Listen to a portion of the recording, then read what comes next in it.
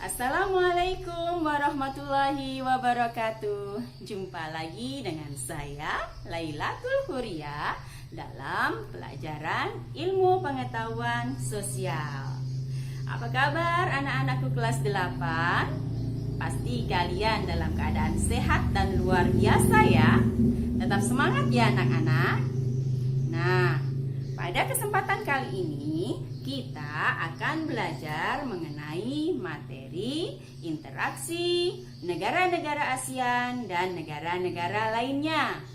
Adapun tujuan pembelajaran kita kali ini adalah siswa dapat menganalisis interaksi negara ASEAN dan negara-negara lainnya dengan baik.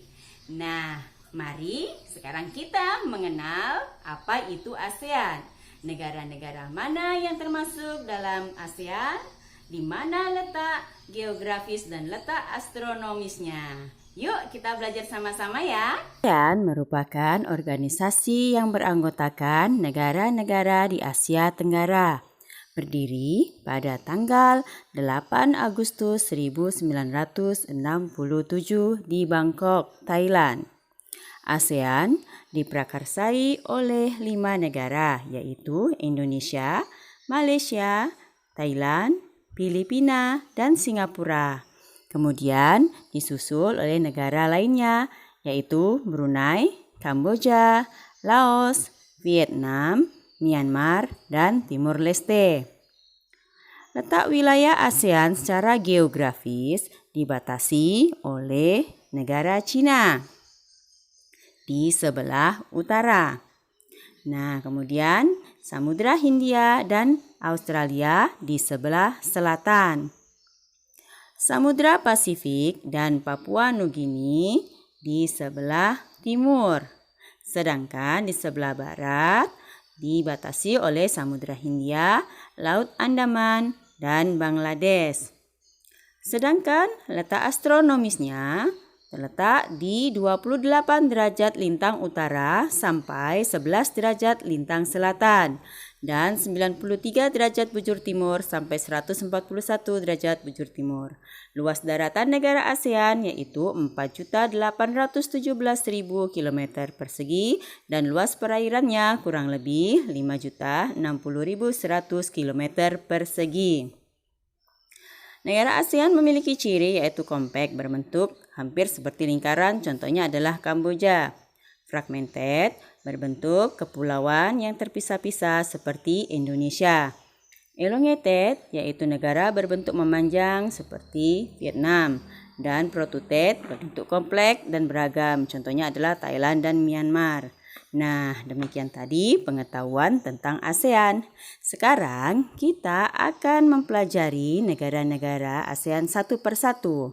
Pertama yang akan kita pelajari adalah negara kita sendiri, yaitu Indonesia. Yeay!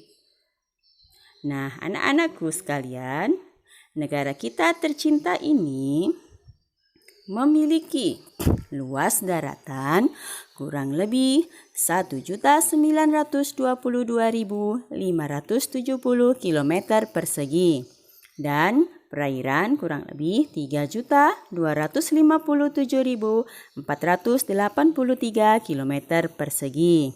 Secara geografis, Indonesia diapit oleh 2 benua, yaitu benua Asia dan benua Australia, dan terletak di antara 2 samudra, yaitu Samudra Pasifik dan Samudra Hindia. Sementara itu, letak astronomisnya di antara 95 derajat bujur timur dan 141 derajat bujur timur. Dan 6 derajat lintang utara sampai 11 derajat lintang selatan. Nah, sangat strategis sekali kan negara kita? Kita patut bersyukur. Nah, anak-anakku, secara geologis Indonesia dilalui oleh 2 deretan pegunungan. Nah, pegunungan tersebut adalah Sirkum Pasifik dan Sirkum Mediterania. Dan Indonesia juga merupakan pertemuan antara lempeng Asia, Indo-Australia, dan Samudra Pasifik. Sehingga Indonesia memiliki banyak gunung api dan sering terjadi gempa bumi. Kalian sudah tahu kan bagaimana kondisi negara kita? Sekarang kita akan beralih ke bentang alam Indonesia. Daratan Indonesia terdiri dari pegunungan. Indonesia memiliki 2 deretan pegunungan besar, yaitu Sirkum Pasifik melalui Sulawesi, Maluku, Irian, dan Halmahera, serta Sirkum Mediterania yang meliputi busur dalam dan busur luar. Dataran tinggi Indonesia diantaranya di Magelang dan Malang, dataran tinggi Dieng, dan juga di Bandung. Dataran rendah Indonesia diantaranya yaitu dataran rendah di Sumatera bagian timur dan Jawa bagian utara. Peneplain atau wilayah yang memiliki relief yang kasar berada di Bangka Belitung, dan depresi atau daerah yang mengalami penurunan berada di Serayu dan juga Lembah Semangkok. Nah, sekarang kita akan mempelajari keadaan perairan di Indonesia. Indonesia memiliki 2/3 luas perairan dari seluruh jumlah luas wilayah di Indonesia. Perairan Indonesia meliputi laut, sungai, danau, dan air tanah.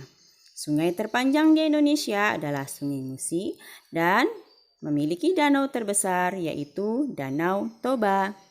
Kekayaan laut kita sangatlah luar biasa dan sungai-sungai kita bisa digunakan untuk alat media transportasi. Kita patut bersyukur ya anak-anak. Nah, sekarang perekonomian Indonesia. Pertumbuhan ekonomi di Indonesia sebesar 4,3% per tahun dengan komoditas ekspor utama Indonesia yaitu pada migas, yaitu minyak dan gas bumi. Ekspor bahan mentah yaitu kayu, rotan, karet, dan lain-lain. Dan di bidang pertanian perikanan berupa beras, udang, dan hasil laut. Sementara impor Indonesia sebagian besar pada perkakas industri, farmasi, kimia, elektronik, dan otomotif.